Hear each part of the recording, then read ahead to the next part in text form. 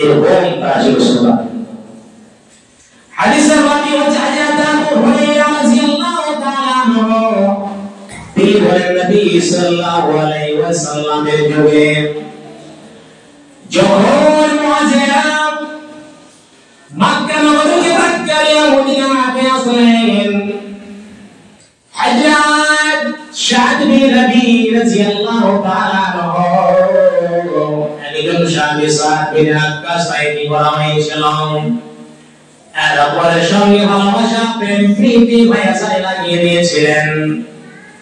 যখন সাদ বিন রবি বলছে ভাই রে আমি অনেক মায়ের টাকার মালিক, ঘির মালিক আমি, পানির মালিক আমি, সেই পানিটা আমার এখানে চাষ হয় নাই, এত টাকার মালিক বাইরে তুমি শুনে নাও আমি অনেক টাকার মালিক, যতগুলো আমার টাকা আছে, যত বড় আমার সম্পদ আছে, সমস্ত সম্পদকে আমি দুই ভাগে বিভক্ত করে আমি অর্ধেকটা তোমাকে দিয়ে দেব, অর্ধেকটা আমার কাছে রাখবো। শুধু তাই নয়, দুটো স্ত্রী আছে, যেটা স্ত্রীকে আমার তোমার পছন্দ হবে তুমি বলো, আমি সেই স্ত্রীটাকে তার দেওয়ার পরে ইদ্যত কাটার পরে তোমার সঙ্গে বিবাহ দিয়ে দিব।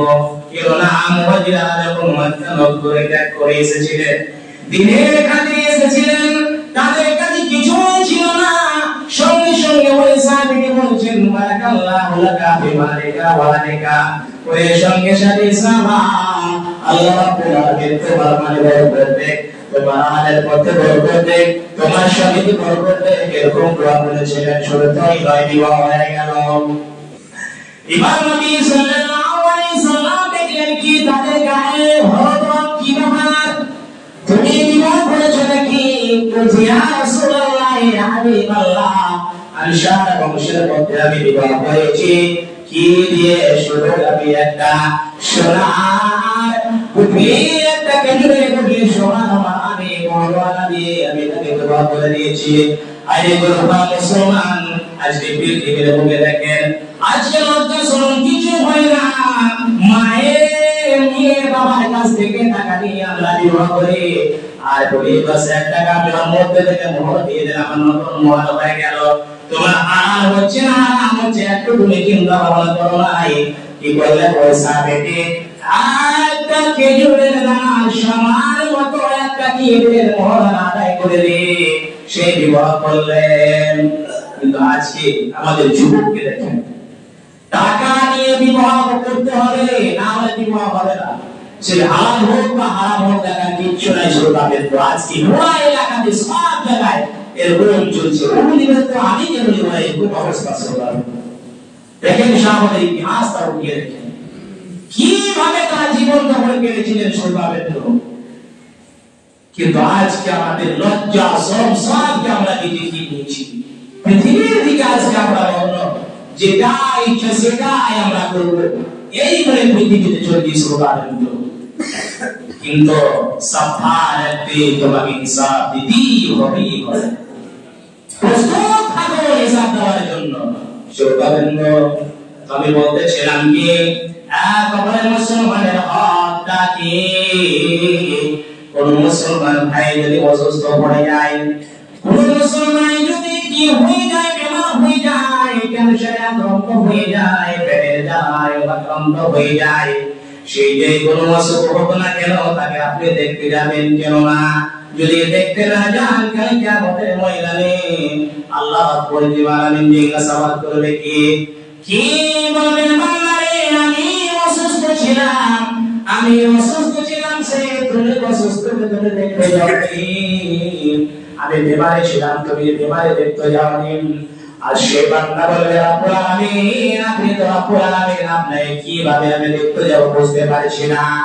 বলছে বান্দা তুমি জেনে রাখো, শয়তান তোলার মাটিতে অমুক গ্রামের পশ্চিম দিক না পূর্ব মাথায় কিংবা আমাদের গ্রামের মধ্যে অমুক বান্দা অসুস্থ ছিল। বান্দারে তুমি কেন দেখতে আসনি? তুমি যদি তুমি আমাকে দেখতে আসতে তুমি ওই জায়গায় আমাকে পেয়ে নিতে বান্দা, কাল কিয়ামতের ময়দানে এই কথাটা আল্লাহ রাব্বুল আলামিন জিজ্ঞাসাবাদ করবে। আজকে কি দেখা যায়? দেখতে আমরা চাই না, ষড়যন্ত্র দুশ্মনী সব সময় দেখি আছি এই জন্য বিশ্বনবী বলছেন আফসুস সালাম বাইনাকুম, তোমরা সর্বসময় সালামটাকে প্রচার করবে, সর্বসময় সালাম দিবে। কবরে কথা উঁচু নিচু হয়ে থাকে, সঙ্গে সঙ্গে যে ছোট আছে বড়টাকে একবার ক্ষমা চাইবে, সালাম দিবে। এবার তার থেকে যে ছোট আছে তাকে তুমি করবে, সালাম দিবে। কে ছোট বড়কে সালাম দিবে এরকম বলবে না, না না ওর সঙ্গে আমি কথাবার্তা বলবো না। বিশ্বাসের কোনো বিশ্বাস নাই, মোটেই কোনো গ্যারান্টি নাই, তবে দুনিয়া ছাড়া হয়ে চলে যাবে, সব কিছু পড়ে থেকে যাবে। কেউরা তুমি কাউকে যদি কোনো আঘাত দিয়ে থাকো সঙ্গে সঙ্গে তুমি তাকে মাফ দিয়ে দিতে হবে। যদি মাফ না নেন তার কিয়ামতের ময়দানে হুকুকুল ইবাদ এই জিনিসটাকে আল্লাহ কোরআন কি করবে না, ক্ষমা করবে না। এই জন্য সর্বসময় আল্লাহর প্রতি যদি আপনার ঈমান থাকে, একেবারে ভালোবাসা হয়ে চলতে হবে, এমন ভাবে ভালোবাসা হয়ে চলতে হবে যে বলার সীমা নয়। নবী সাল্লাল্লাহু আলাইহি ওয়াসাল্লাম বিশেষ করে পড়োশী সম্বন্ধে, আজকে বিশেষ করে পড়োশী অনেক কি হয়, ঝগড়াঝাটি হয় সব জায়গায় এরকম। আল্লাহ নবী সাল্লাল্লাহু আলাইহি ওয়াসাল্লাম বলেছেন পড়োশী হককে বর্ণনা করতে, সাহাবা বলতে যেমন এরকম বলে দিতে দেখি যে আমাদের ঈশ্বরের মধ্যে শামিল করে দিলে হতে পারে আমাদের ওয়ারিস হিসাবে আমাদের মানটাকে বন্টন করে দিতে বলবে, এরকম অবস্থা ছিল। নবী সাল্লাল্লাহু আলাইহি ওয়াসাল্লাম বলেছেন কি তোমরা মানুষের তো হোক বা সাক্ষী তো ঝগড়া শুরুটা বেশি করো, কেউ না এই শুরুটা পর্যন্ত যদি পড়োশীর বাইরে তুমি দিতে যাও তাহলে তোমার জন্য অনেক উপকার হবে, শুরু পাবেন।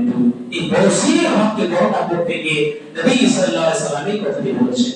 কিন্তু আজকে দেখা যায় সে আজকে আমরা কি করছি, পাই পড়োশী হোক না কেন, গ্রামবাসী হোক না কেন, তার কিভাবে পিছনে ফেলা যায়, তাই কিভাবে দেওয়া যায়, তাতেই আমরা লেগে আছি। শুরুটাবেন তো কাল কিয়ামতের ময়দানে আল্লাহ রাব্বুল আলামিন তোমাকে জিজ্ঞাসাবাদ করবেন, তখন তুমি কি বলবে। এই জন্য আল্লাহ রাব্বুল আলামিন কালামকে বলতে বলছেন কি বলছেন, লা তাসিমু বিহাবিলিল্লাহি জামিআ ওয়া লা তাফাররাকু ওয়াজকুরু নি'মাতাল্লাহি আবাদ। হে মুসলমানেরা তোমরা কি করো, আল্লাহর রশিদাকে মজবুত করে তোমরা ভেঙে নাও।